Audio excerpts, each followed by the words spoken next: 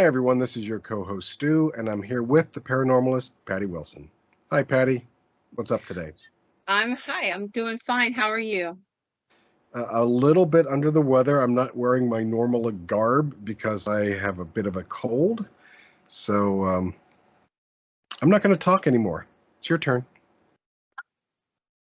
I'm sorry you're feeling bad, but we're going to get through our podcast tonight, and everybody will send you the best wishes for getting better soon. Please consider clicking the like or subscribe button that's down below. And you also find in the description of this video everything related to the Paranormalist podcast, the Facebook groups, email address, and all of the associated other things with it, including Patty's books on Amazon. So thank you, and here we go with the episode. So, are you ready to get going? I am. All right.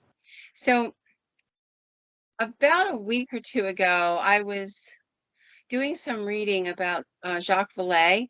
For those who aren't familiar, you're gonna get to know a little bit about him today, and about why he is different than anybody else in the paranormal field. So we're going to talk about something called ultraterrestrials.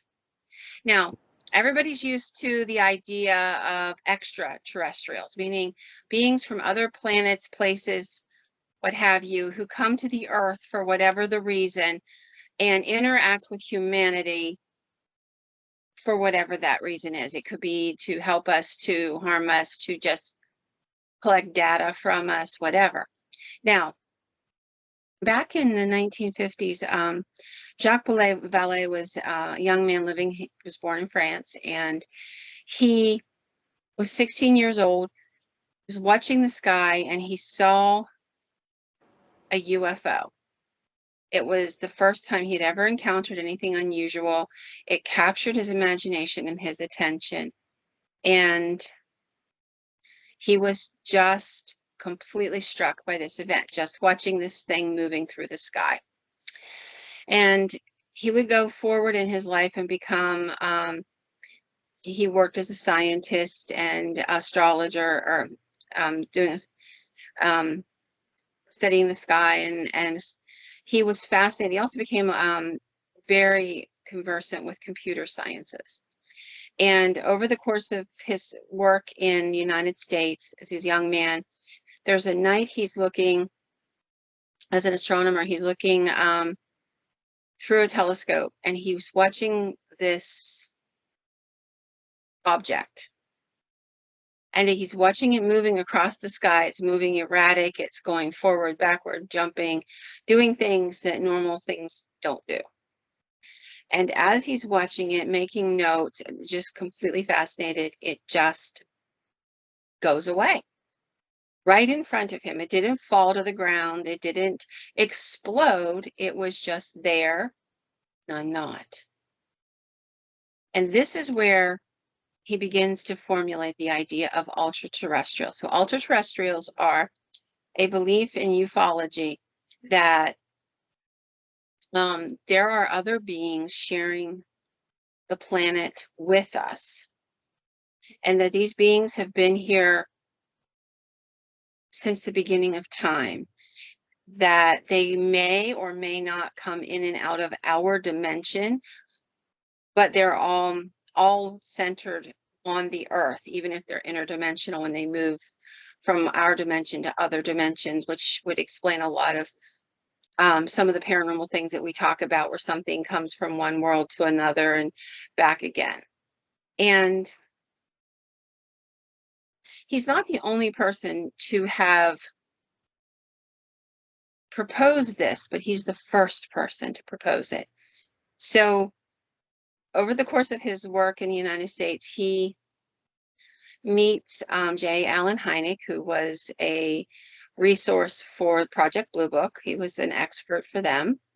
And they begin to discuss all of this. And Hynek kind of has a epiphany.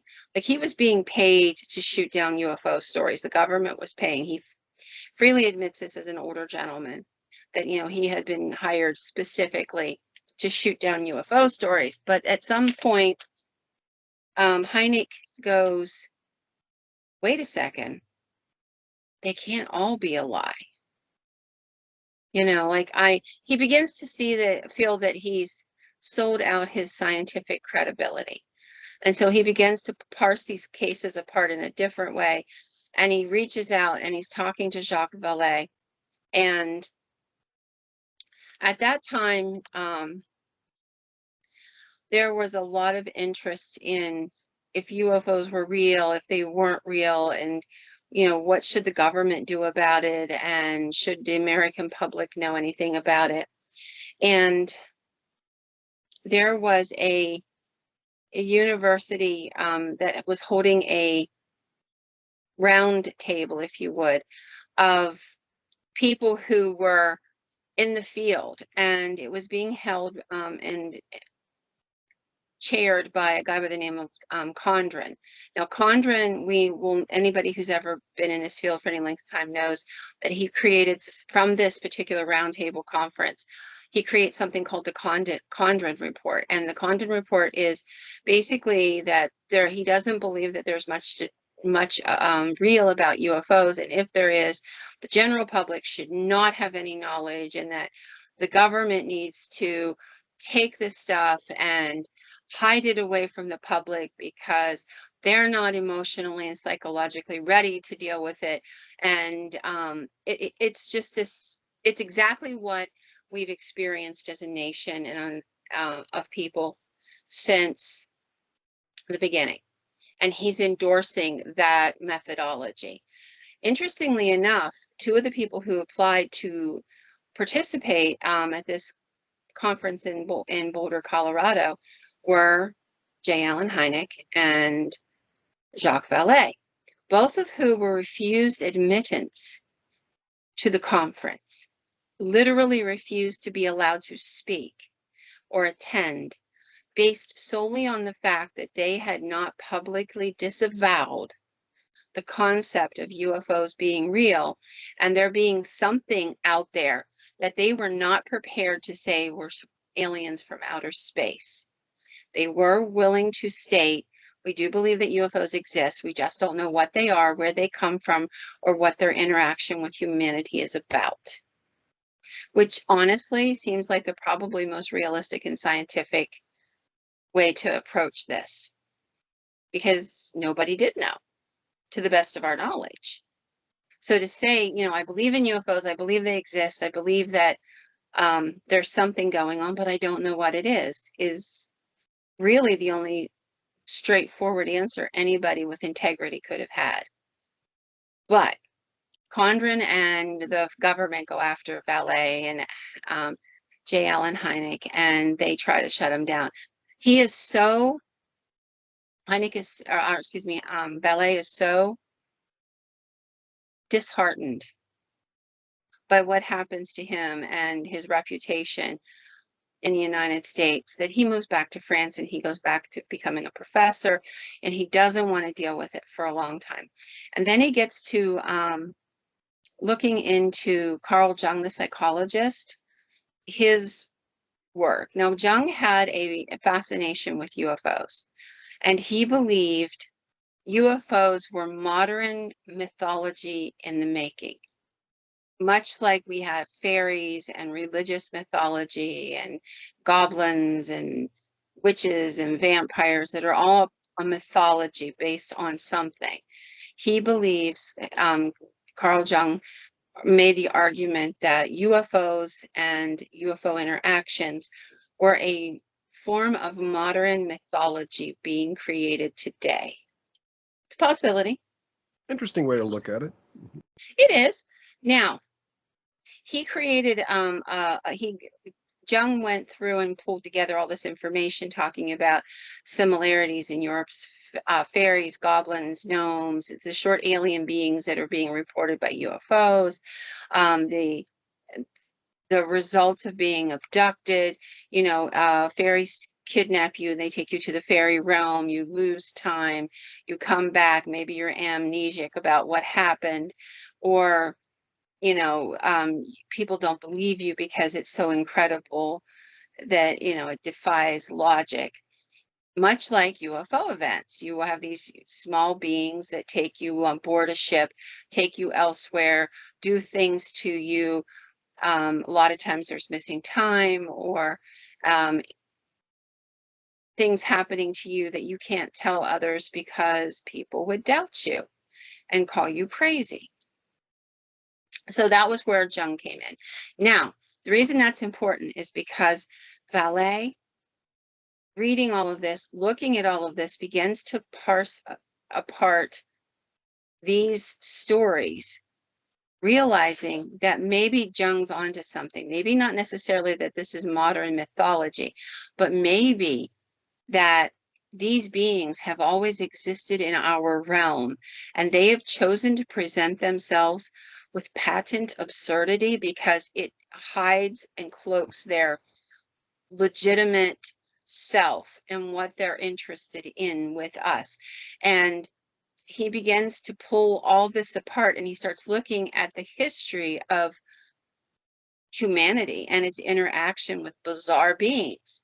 And he sees that parallel that Jung makes between gnomes, fairies, things like that, and alien beings.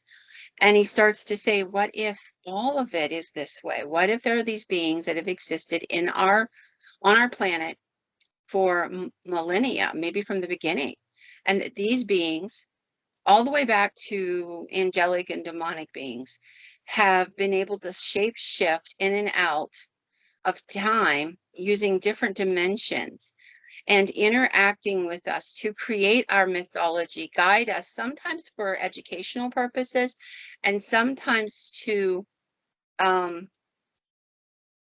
sabotage us. And sometimes they want something else from us, like blood or energy or different things. And he's like, what if they don't come from outer space? What if they're not mythology? What if they all exist? And this is why they can maneuver and manipulate us in so many crazy ways. And immediately I started thinking about the 1972-73 Bigfoot UFO flap in Pennsylvania, where the UFOs are seen with Bigfoots, and Bigfoots pop like soap bubbles, and alien craft pop in and out of reality. And one of the arguments Vallée makes is that these things are multi-paranormal. So like when you are looking at a UFO encounter, it could be just a UFO encounter, but it likewise could also incorporate poltergeist-like activity, objects moving in and out of reality, moving through space. Like there's 1,000 stories of people who were kidnapped out of their bedrooms and walked through a wall or floated through a closed window, and then woke up in a spaceship where there's 5 different types of beings looking at them. And they all pass on psychically different messages. Maybe the ones that look sort of humanoid are saying to them, it's going to be okay. The reptilians like, go ahead and do it. And, the next one, the little grays are like, it won't hurt too much, I promise. And so there's multiple things going on at the same time. I found that fascinating.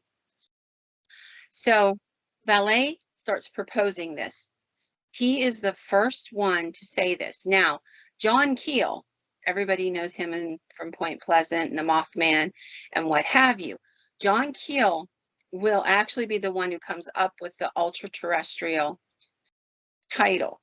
And he does so independently based upon what happened with the Mothman at Point Pleasant. But then he and Vallée eventually start talking because they're both talking about the same thing. And they decide to meet and talk, and they realize they're basically chasing down the same rabbit hole.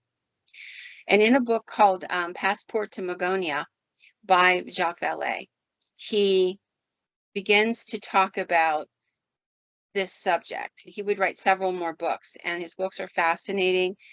And in this particular book, he makes the argument that throughout all history, we've had paranormal beings that have appeared. In medieval Europe, there are stories of strange human beings and flying ships. You can look at paintings of the Madonna and the Christ child, and there's UFOs in the sky in the background. You know, things like that that have appeared forever. During the Industrial Revolution, these beings reported themselves to be pilots from Mars. Like they would, if you go read the 1940s and 50s encounters, they were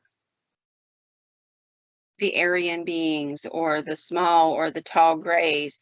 And then whenever they were asked where they came from the Andromeda or Mars or some other place. And people took this as gospel, and they began to preach what today we would call, I don't want to be rude, but it's woke ideology about the planet and, you know, ecosystems, and you're going to blow the planet up and you're going to destroy your ecosystem. So they began to do this. So that was kind of the message you got a lot in the like 30s, 40s, 50s. And then as we became, go ahead. Yeah, you look at the movie The Day the Earth Stood Still, you know, that 1950, 53, 54, you know, said had that message. Yeah, it was a very common message in the that eco terrorist, you know, kind of message saying, oh, you need to stop doing everything, don't mess with this, and you're going to kill the world, and blah blah blah. And that wasn't the message 30 years earlier from these same beings when they appeared. And then you move into the 50s, 60s, 70s, and now we have these jet planes, and our craft that are coming here are not ships, you know, like literally ships, like ships that sailed on the ocean in the 1800s. Now they look like disc-shaped saucers, and they have small grays in them, and they talk in your head telepathically, and they become very scientific, and they're doing experiments. You know, you just look at Betty and Barney Hill and what their story was and how traumatized they were by this. But they're the same thing, just changing their message and changing their vehicle to always stay ahead of us and to always convince us that they are smarter, better than we are, and to influence our willingness and our ability to do things. They're controlling us through mythology, but they deliberately make it so bizarre that to say it out loud makes you feel stupid. And when you say it out loud, other people doubt you. When people started talking about getting impregnated by aliens that then came back and stole the fetus, everybody said these people are mentally ill. And then John Mack comes out, and he begins to, who's a Harvard psychiatrist and professor, and he starts going and getting these people physically tested, and they're like, oh my gosh, yeah, this person was pregnant. Here's the pregnancy test. You know, here's the sonogram, and now here's the scarring. The fetus is missing. And, you know, but when you started hearing people talk about it, everybody thought they were insane. So the story keeps going that way. And, you know, like, we don't talk much about it, but there are all these bizarre stories from the 1800s of UFOs interacting with human beings.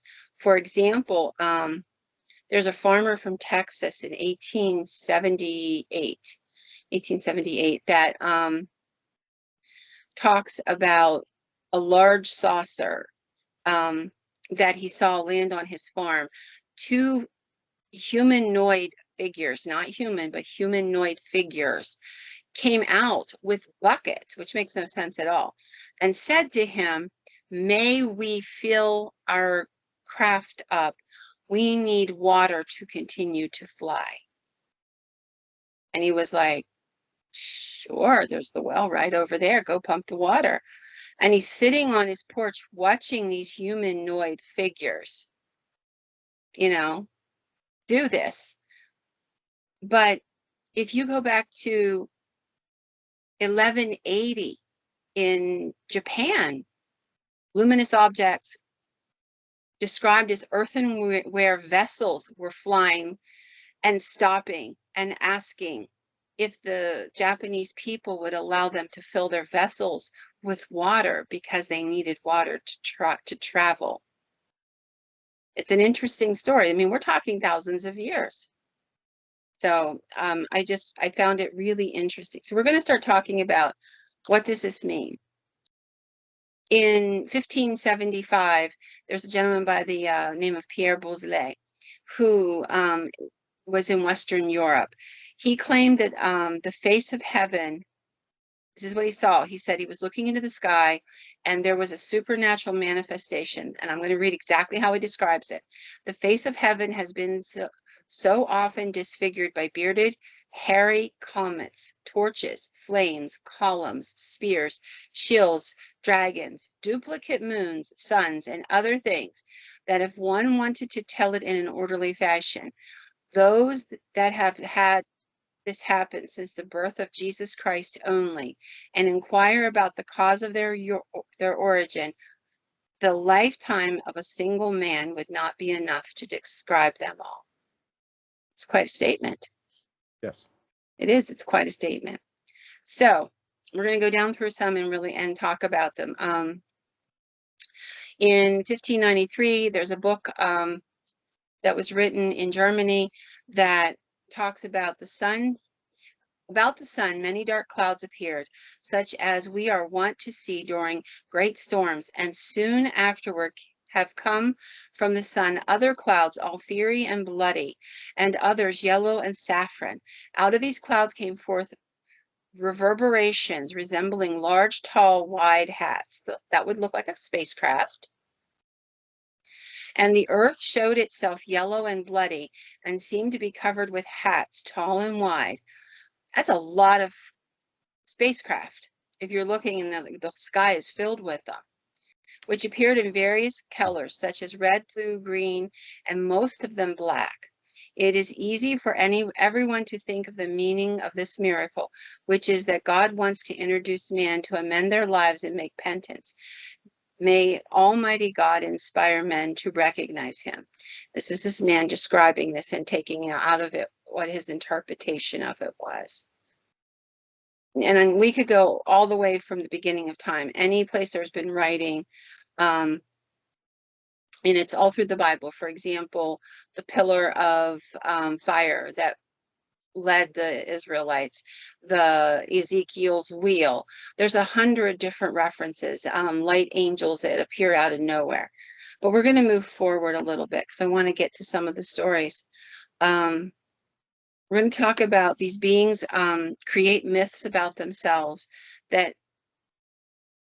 and I wanted to talk a little bit about some of the stories. So we're going to look at some of the actual stories of people have told of things that have created myths.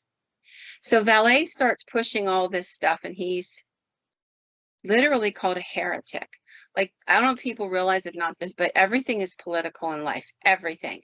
If you're a Bigfoot person and you say, well, hey, there's a classification of Bigfoots that are interdimensional and they pop like soap bubbles when you shoot at them, and they seem to be attached to UFOs and working with aliens, whatever that means, I promise you're not going to be the guy that gets the TV show.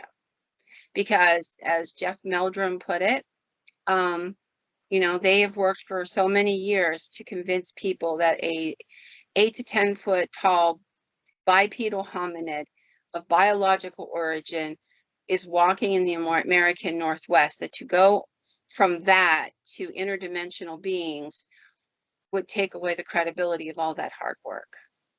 I get his argument. Yeah, I mean, but that's science. Science has to be, you have to have a hypothesis, peer review.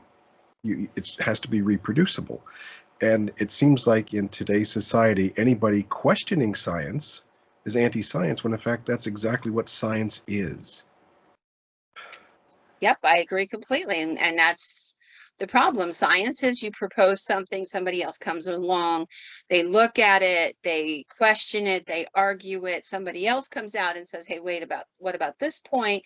And then you all debate it together and come up with a consensus, which then will shift as more facts arrive. You don't start out with the conclusion and then force and twist and torture your data to make it fit your conclusion. And if you do that, that's not science. So Vallée is, he's still out there, he's still talking, and now he comes up with something which is really heretical. He begins to argue that the United States Air Force does not have any evidence of UFO caches. He argues that they're not willing to talk about it because they honestly don't know. But they're using it politically to control people. That sense of, we really, and think about it, it's pretty much what they did. They're like, well, no, we don't have anything, any UFOs. What are you people talking about? But, aliens might be out there. And if they are, you might need our protection from them. So Vallée says the quiet part out loud, which you can imagine does not endear him to anybody. He's like, if they had a UFO craft, they would be showing it to you. They would be willing to, put it out there to scare you, to control you. So I don't think they have this stuff. They don't. They're lying. They're lying to control you because they don't have anything to show you that would frighten you. And then he says, these creatures that are here, they are here to alter human beliefs. And he says that they're inconsistent, they're contradictory, they make no sense on purpose. They're literally creating absurdities and using it to undermine human belief systems and logic in order to control humanity. And he's like, and that's exactly what the government does. It propagandizes you to do the same thing. So if you can see your government doing it, why can't you see other creatures doing it? We laugh at vampires unless we were walking down the street at Bourbon Street in, New Orleans at 3 o'clock in the morning and some shadowy figures behind you. There's that moment when it doesn't seem like such a stretch at that point, I live in the woods, and I have to tell you, my one son has come up out of the woods with a gun, and because he lives further down than I do, and he's like, did you hear it? And I'm like, no, I didn't hear anything. Did you hear it? Something hit the side of my house. And I'm like, no, honey, I didn't hear anything. And he's like, Mom, I'm telling you, it's the third night in a row something's hit the side of the house. Now, in the light of day, he goes, okay, it might have been a deer. It might have been a cat jumping off the roof. It might have been, but in that moment, even when he doesn't say it, I know he's thinking Bigfoot. And we've all had those moments. Cameras are inexpensive nowadays.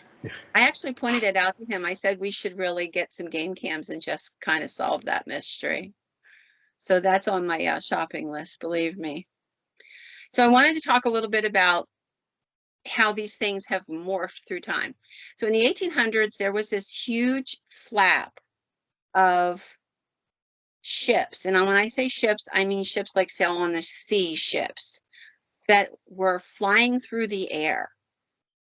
There were 18 states that reported credible reports of multiple people seeing these ships, either in the air or on the ground, and the beings, and in some of these cases, attempts to communicate with them. So I wanted to share a little bit of this. They were seen from Aurora, Texas to Oklahoma, Nebraska, Missouri, California, Arizona, all over this country and all over the world. Other places had them too. The ships ranged from about 30 feet to 200 feet. They were moving at speeds estimated at 135 to 150 miles an hour in the late 1800s. There was nothing on this planet at that point in time that moved like that. So one of the very first of these sightings happened in 1896, Sacramento, California. Literally a ship sailed through the sky, and hundreds of witnesses described it as a giant cigar-shaped ship with wheels on the side and what they defined as an electric arc lamp propelled by a mysterious force. There were 2 human figures seated at this apparatus. And after this mass sighting, we're talking hundreds of people, like in a city, looking up at the sky and going, what the heck is that? And it gets close enough they can see the features of these beings that look human-like, but not quite human. So then after that, they start tracking this thing. So they realize that it comes from Sacramento. It heads east. And in Chicago, it's seen again by multiple people. And in Chicago, there's what may be a possible alien abduction attempt. And it's fascinating. So I wanted to share it. So between November of 1896 and April of 1897, literally thousands of people claim to have seen this ship. It passed through 18 states. Now, some described it, and it's interesting because it didn't always look exactly the same. Some described it as having wings or sails. Others said propellers. There was others that said they couldn't figure out how it was moving, what was causing it to move. Intricate machinery, contraptions, things they couldn't explain, but they would draw diagrams of what they thought it looked like.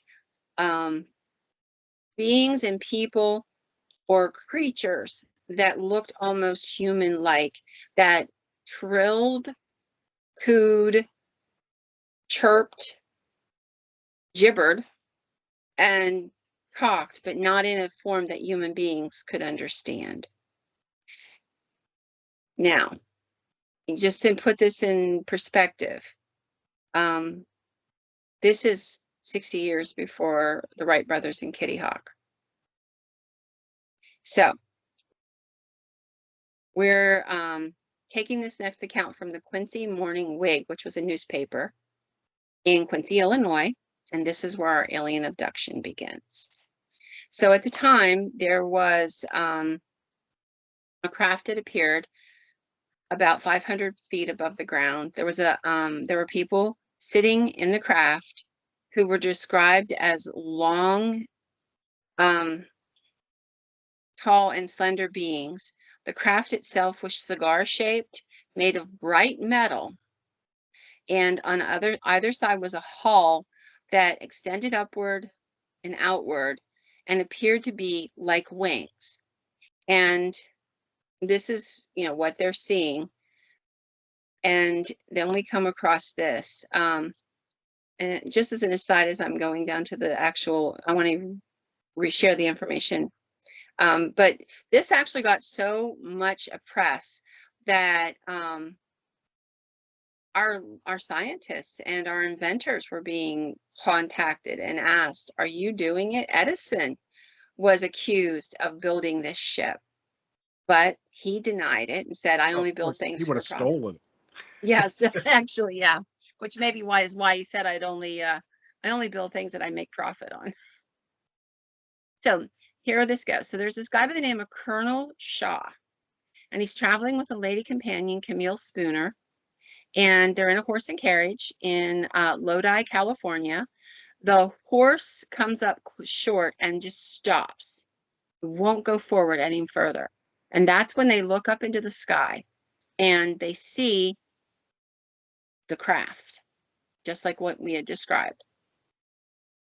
They talked about seeing strange beings that resembled humans, but were nothing like any human they had ever seen.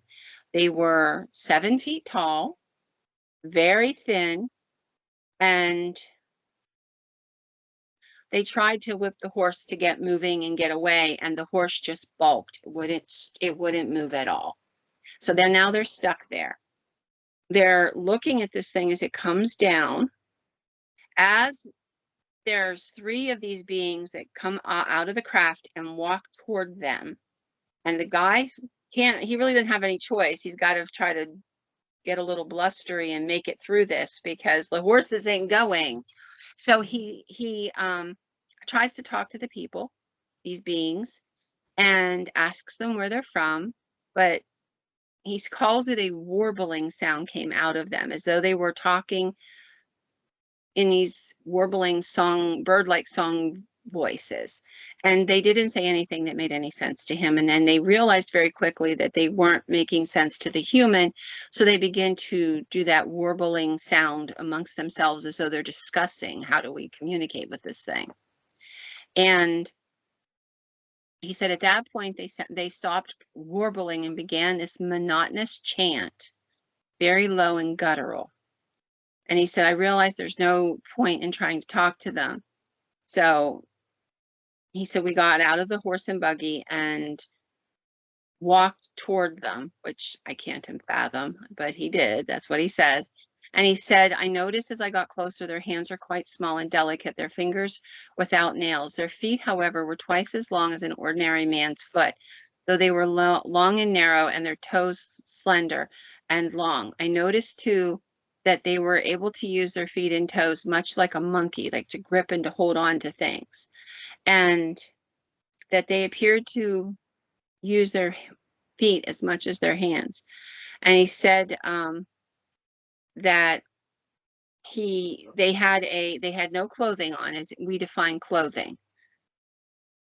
And he said that they had this shimmering, gauzy skin on them, which, I mean, I don't know if you would call maybe a uniform of some sort of synthetic material that. And then this is the most interesting part of this story, is that he then talks about the fact that he reached out to touch one of them. And he said, when I touched it, I lifted it by its chin with one finger. It was as though it had no weight. And he said, it reached out to touch me and couldn't move me. At which point, 3 of them came at him and again tried to lift him. He got the distinct impression they were trying to take him. At the same time, 3 other ones came out of the craft and attempted to take the young lady with him, but they couldn't budge them due to their mass. At that point, they gibbered amongst themselves a little bit and went back to the ship, got back in, and the ship took off. And he was left feeling that they had attempted to take him and the female. And, you know, he talked about interesting things. He said that one of them had what looked like an egg-shaped device from which a penetrating light shot out. Is that a laser? A lot of the things you've been describing, the set, like bird-like sounds, the stature, the color, the uniform, the craft, even, were almost exactly as described by Charles Hall in his Millennial Hospitality series, and especially in the first book when he describes the tall white aliens. Yeah. And he said hearing them talk sounded like he thought they were meadowlarks. So that's interesting. Very similar to what you're and they had told him, I believe, that they had been visiting our planet for thousands of years. So maybe maybe at that point they were so bold as to be able to let the people touch them. But according to Hall, whenever he knew that he shouldn't touch them, right? or else they would come do something bad for him. But well, maybe somebody had touched him in the past and they realized that it cast a germ or something. I don't know, but yeah, it was just a fascinating story because, like, you could see, okay, I could see the silky velvety skin that was so beautiful and smooth being maybe a uniform. I could see the egg-shaped thing that shot the penetrating light to be a laser. You could go back over this, and if you were using late 1800s vernacular, you wouldn't know things like it was a laser light, it was a this, it was a, whatever. So you would just try to describe it the best you could. And that's basically what this guy and this woman did, is they tried to explain what happened to them in the terms of their day. But it didn't take a lot of imagination to see a metal cigar-shaped craft, and these beings, and that they they defied gravity. They had almost no weight. Does that mean that they're not literally biologically here, that they're interdimensional, that what's going on? What's causing that? I don't know. But this is stuff that ultra-terrestrial researchers are looking at, because that's very much like the fairies. That's very much like the vampires. That's very much like, all these creatures from history. How do you define them? Because maybe the terminology changes from the days of Christ to the 1700s to the 1800s to the 1900s to here we are, 2024. But the same phenomena is happening over and over. And they're not giving us great mounds of knowledge, and they're not sending us to the Stone Age. So what's their purpose? Either one of those would be a great argument, except they're not doing either of those things. But they are influencing us, our mythology, our religion. They're misleading us in different directions. They're watching us in so many ways. So I believe a long time ago, I had touched on a case called the Van Meter monster, and it was from Van Meter, Iowa. I apologize. And, this was one of the creatures that we're going to head towards Mothman territory. And this predates Mothman, but it's fascinating. 1903, it's in the middle of the late evening, and there's a guy by the name of Griffith who is headed home from work to get something to eat and get ready and go to bed. He's tired. It's been a long day. And he sees a bright light from a rooftop of a neighbor's house. And he's like, what is that? The place on fire? I mean, it's 1903. And so he starts watching it and walking toward it rather than going into his house. And that's whenever he gets close enough to see what he describes as a humanoid creature that's black with wings and a horn on its head from which shoots a penetrating light that is so bright it literally blinds him. That's the very first sighting of this. He's a businessman. Everybody in town knows him. Next day he tells this fantastical tale about how he did this. He saw this. He had taken his gun with him when he had carried it on the way home from work, because he was a shopkeeper, so people robbed you, so you had something to keep yourself safe, and he would walk home with it every night instead of leaving it in the store. And he said he shot at this thing 5 times. It did not respond, even though he was absolutely positive he had hit it on at least 4 or 5 of the shots. It flew to the rooftop of the next house over, and then into the night. But it gave no sound, no indication it had any response to the bullets hitting it. So, he tells everybody about it, about this bizarre thing that happened. And had he been a guy of lesser character, I'm sure they would have laughed him out of the town, but he wasn't. So the next day he tells his story, and then on the following night, September 30th, their local doctor, Dr. Alcott, wakes up in the middle of the night to this bright light blinding him. And he looks out, and sitting on a telephone pole right outside his window is this creature. And he's horrified by what he sees. He grabs a pistol that he keeps in his bedroom, shoots at the thing, and it just sort of looks at him like, why are you shooting at me? So he runs downstairs and outside. He tries to shoot at it. It starts going. It starts hopping. Sort of hopping, floating, flying. And that's exactly what he calls it. He's like, it sort of leapt into the air and began to float. And then the wings started to move and it flew. And then it was just gone. It had bat-like wings. Again, the horn with the bright light on its head. Kind of reminded me of a Cyclops light from today. Like, the more I thought about it, that would be a very easy definition of it for today. So he does this, and he next morning he's talking about, oh my gosh, the guy wasn't lying, this thing really happened. And this continues over the next week. there's a gentleman named Clarence Dunn who runs the town bank. He is at the bank late at night, finishing up, and he sees the thing right outside the bank. At first, he thinks bank robbers are trying to break into the bank because, you know, it's after hours and dark and really late. And then he comes face to face with this thing right outside the bank door. And he's terrified. Again, he talks about it,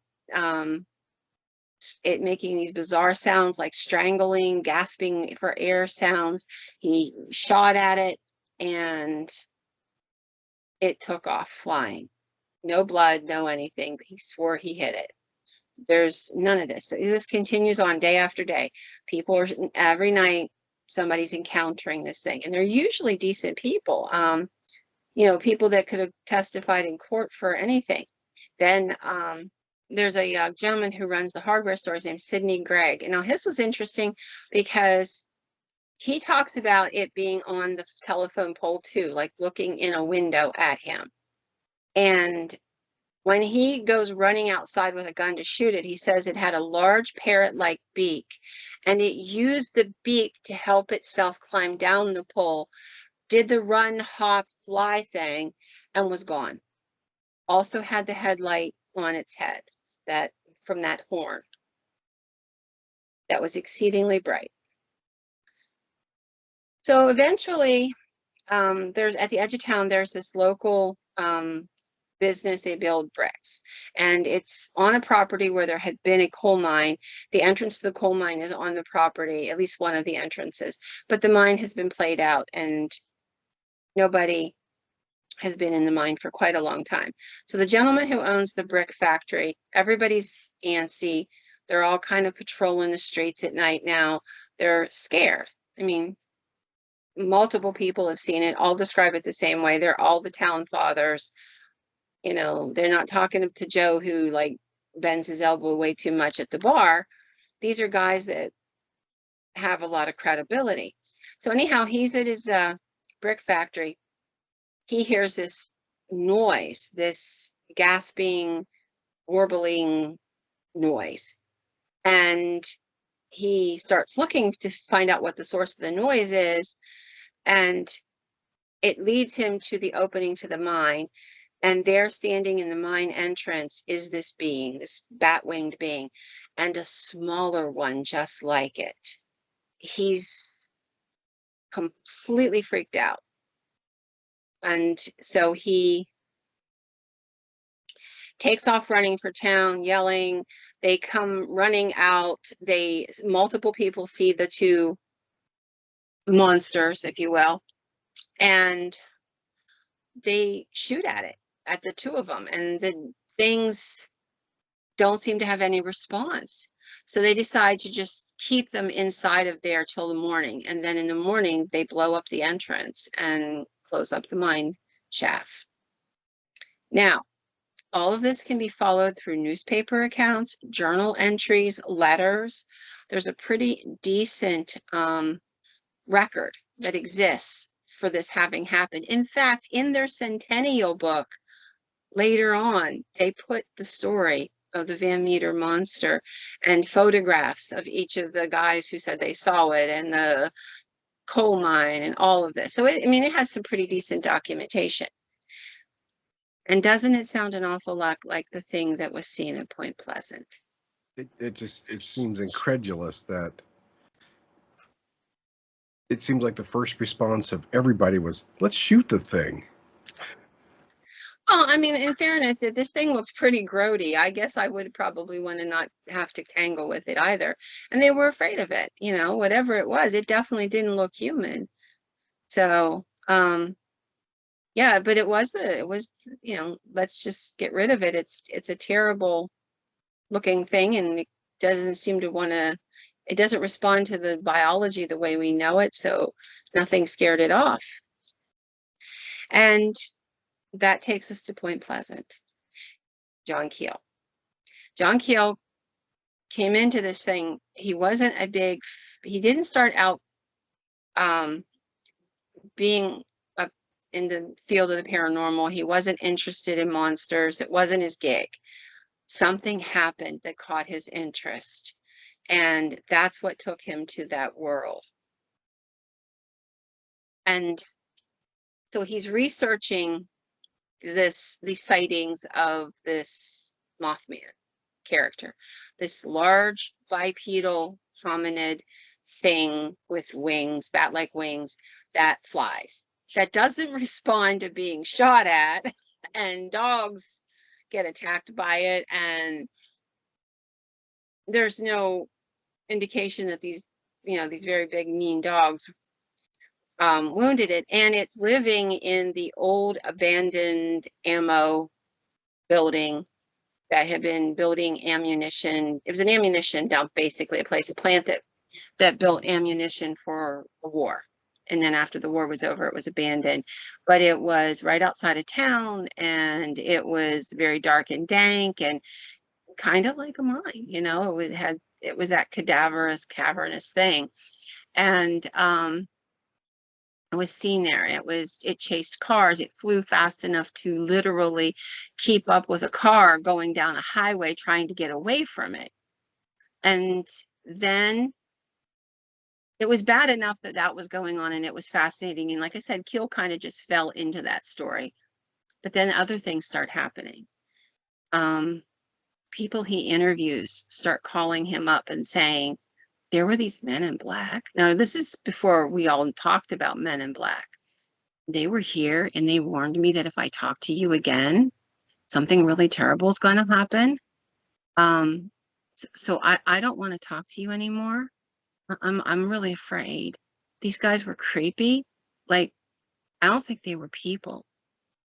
And then people's televisions blew up. And I don't mean ATV blew up. I mean multiple people who talk to him are sitting there watching their TV in the next couple days, and the TV blows up. Vroom. And electrical things in the houses go haywire, and wires catch fire in walls, and then people have more encounters with these strange things that show up out of nowhere, knock on the door, bizarre looking things that don't look human, but they've got their faces painted as though they were, they're white and pale, and they've drawn on lips and eyebrows, and they're obviously not human, but they're attempting to look like that. And then they start harassing him. And then he goes back home to, we're talking Point Pleasant, West Virginia, for those who don't know. He goes back home to New York, where he's from, and he's getting bizarre phone calls in the middle of the night, and it's like gibberish voices or warbling bird calls, and then a male voice coming on, very metallic sounding. You will stop investigating Point Pleasant. No one wants you here. And the more he tried to avoid it, the more it sucked him back in. And he was convinced that whatever this was, it was coming in and out of a different dimension, coming through at the ammo place and then into this world, and that it didn't want him to tell its story. There's a fascinating story where he took several people there to the ammo dump, and they walked through the area, and one of the ladies suddenly got terrified, and she screamed, "Oh my God, it just walked through me," whatever it was. And he turned to look at her, and the Mothman creature was right there between him and her, and then it stepped into the wall and was gone. And then, of course, things got creepier because the bridge blows up, or collapses, and it's Christmas week, and the bridge is completely filled with people coming home from work and buying Christmas gifts. It's a very busy weekend, and the bridge collapses. All these people die. People had told him ahead of time, I just feel like I've had nightmares that I'm swirling in water, that I'm drowning. I just want to be away from all this. I'm not. And those are the people who died by drowning. So he begins to think that this is ultra-terrestrial, that these things are creating prophecy and then fulfilling it, and that they are not from other planets. They've been here living, coexisting with us, and learning how to manipulate us for a long time. And then he begins to wonder if they're eating our fear. Couldn't be any more bizarre. No. And if you think that's crazy, I've come across stories of smoke wraiths that have appeared out of nowhere. Fascinating stories. The first one I came across was 2003, place called Litchfield, California. The guy only lets his first name be used. His name is Mike. He goes outside his home to get a little fresh air and stretch his legs. It's late in the evening, and he'd been working on a work project at home, and he just needed a break. So he's outside when he sees what he describes as a cigar-like object in the sky, like a giant blimp, but no light. It's just moving through the night. Stand there watching it, and he's like, what the heck is that? When all of a sudden, he says a bright pink flash comes out of it, and standing there in front of him is a man made of smoke. Now, I'm going to read this to you.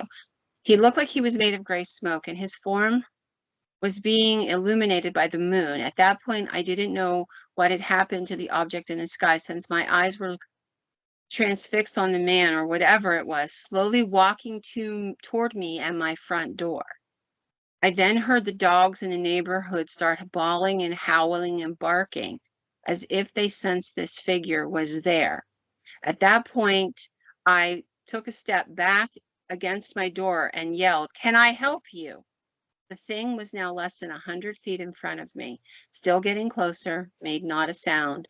It was a man made of smoke.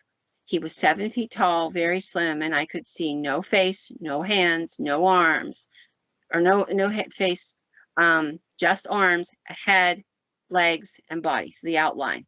I quickly stepped back into my house, closed the door, and pulled down. And he pulls down the blinds. He shuts everything. He locks the door. And he says, I turned all my lights out. And that's when it really freaked me. Oh, excuse me. Then he said, I was going to turn my lights out. And that's when it really freaked me out. The lights turned themselves out. I ran to the phone to call the police, and the phone was dead. Then there was a pounding on the door and on the walls and of my home, and the pounding was so loud and strong that things were literally flying off the shelves in my living room. I ran upstairs to grab a baseball bat to protect myself. See, he needed a gun. And he comes back down armed with the bat. He hears voices downstairs as though someone is chanting in a strange alien language. Remember that sing-song, monotonous chanting? I was scared, and nevertheless, I charged into the living room, shouting and swinging the bat, breaking furniture. And this is what he says. I went downstairs and yelled, swinging the bat. And as I walked in the living room, the knocking lamps and breaking my TV began. They just started exploding. Then all of a sudden, the voices stopped. The lights went back on. I'm still shaking. I grabbed for the phone, and thank God it worked. I called the police. Officers came 10 minutes later and took a report. I could tell they didn't believe me. And they asked me if I were drinking or doing drugs. I've never seen a ghost. I've never had anything happen to me that was supernatural. Nothing whatsoever. But this has changed my mind and made me realize that we are not the only living things on this planet. We are sharing this planet with other things. And I don't know what they are, but I don't want to see them again. That's one story. There's multiple stories of these beings. When you said he went and got a baseball bat, the first thing that went through my mind was "Swing Away, Meryl." Yep. I don't know if you saw that movie, but yeah. Now, let's take another little, I mean, I could go through and tell you all the rest of these stories because they're fascinating. People made out of fire, breathing fire, and what have you. But I'm going to take you down to, I'm going to take you to a story that I think was fascinating. This happened in 1866 in Bracken County, Kentucky. It was February 13th. Nathaniel Squires and his wife owned a plantation there when they began to hear servants and slaves in the their porters screaming. They woke in the middle of the night to them screaming, the yelling, and they saw that their bedroom was bathed in a blue flickering light. They thought that the outbuildings where the staff and the slaves and what have you lived were on fire. So they jump out of bed, headed in that direction, thinking, oh my God, we've got to get them out, you know, and help. And I just thought this was the most amazing story. This is what he claims and he encountered. He said, between the house and the quarters for the staff and the slaves, we saw a towering beast as tall as the cabin itself, with ape-like head, 2 small white horns situated above each eye, long arms covered in grayish hair, and in feline paws with huge crooked claws, as well as a long tail with a dart on the end, like a horn. There was fire flickering in its eyes, and its mouth exuded sheets of blue-colored flame.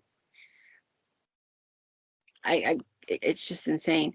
Indeed, the entire body had a thin sheen of fire on it, and like an oil burning on its flesh, and its flesh was composed of flame.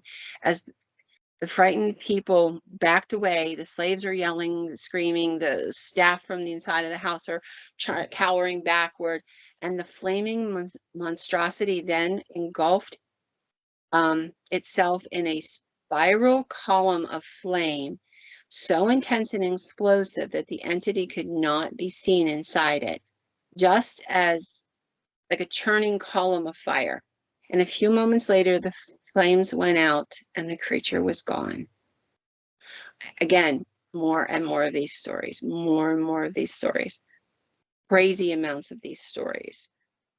I want to move on to talk a little bit about, we've talked about fairies and goblins and gnomes and all of that. We've talked about all of those things.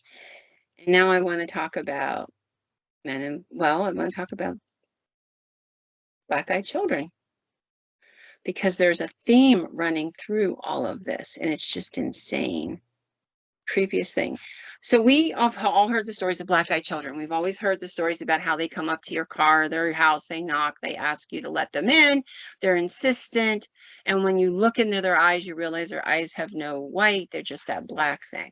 But there's a story I want to share from a lady in Vermont who shares her story in a magazine. She does not want her name. She doesn't want any publicity, but she tells the story, and she said she was at home in 2015. She was sleeping with her husband when all of a sudden there was this knock on their door. They lived in a very rural area. It was about 2 o'clock in the morning. The woman thought somebody had broken down, and because they lived on an unpaved road and it had been snowing all night, these people must have got stuck, and the only house around was hers. So she looks out the window, and she doesn't see anybody on the road. She doesn't see anybody in the yard. You know, like if you're knocking on somebody's door, you might back up and like see if they're looking out the window and go, "Hey, my car broke down." Nothing's there. There's no path from the road to the house that's broken, and she doesn't know what to make of it. And this horrible snowstorm is going. And then she notices some footprints in the snow, but they start on the sidewalk close to the house. They don't start out at the road or any place else. Now, she said that the motion sensitive lights on her house kicks on, and that's when she saw the footprints. So they yell, and 2 kids step out off the porch, children. And she said, we went downstairs to investigate, and we could see the children on the porch. They appeared to be about 8 years old, a boy and a girl. They were standing in the snow. They were not dressed for winter. They had weird, outdated haircuts. They were gazing at the ground. And she's like, we felt really unnerved, repulsed. We didn't want to open the door, but dude, they're kids and it's freezing cold and they don't got coats. And, you know, what are you going to do? So her husband goes up and opens the door and says, what are you kids doing out tonight? And the kids' reply is, our parents will be here soon. Like, they feel really conflicted, but they don't know what else to do. They're like, I guess you better come in. How did you get a hold of your parents? The temperature is like 10 degrees out. They're, so they let them come in. They go towards the kitchen and they take the kids with them. They start making hot chocolate to get the kids warmed up. The kids kind of are staying in the shadow. She says that every time we asked them, where, how did you get here? Where are your parents at? Can we call your parents? And the only thing the kids say the entire time is, our parents will be here soon. That's it. No, thank you. No, we're good. No, anything.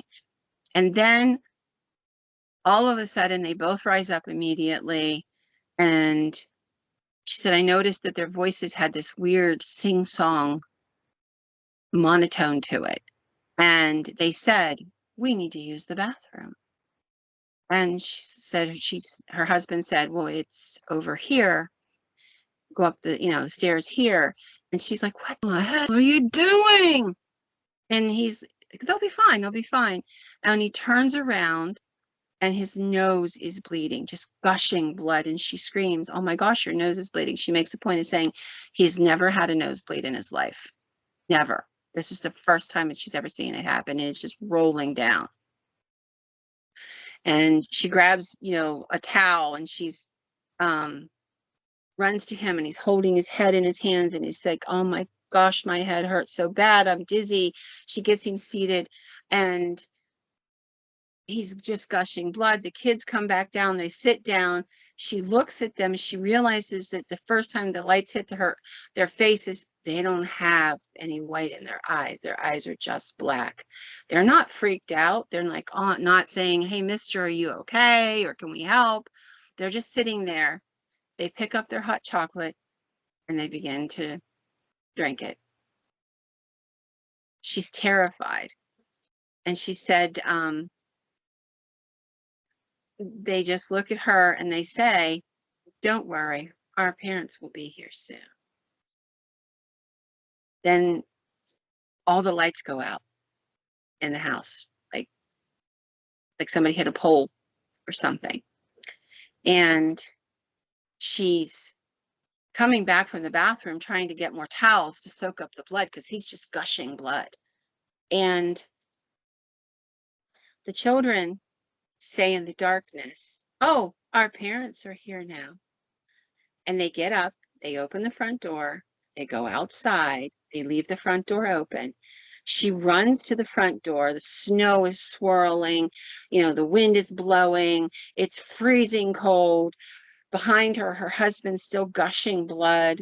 And she said, I see a car sitting on the road with two tall men dressed up all in black. They're staring at the house. And then the kids come out, they get in the car, and they drive off. The power blinks back on a few seconds later. And this is from her interview. In the ensuing months, 3 of our cats went missing without a trace and were found eventually in a pool of blood in the middle of our living room floor. We took them to the vet and were told that they had massive internal hemorrhaging. My husband became afflicted with this constant, mysterious nosebleeds and was diagnosed with a rare form of very aggressive terminal cancer. Then she said she herself was experiencing frequent nosebleeds now and had no discernible cause, as well as sudden spells of dizziness, and her health has dramatically deteriorated. And she said, please post this story. I believe all of this happened because we left the black-eyed children into our home. We've told everyone we could about the strange kids that showed up in the night, but none of them believe us. They laugh at us. Some of them say, why were you scared of the Mennonite kids? They don't understand what we're trying to tell them.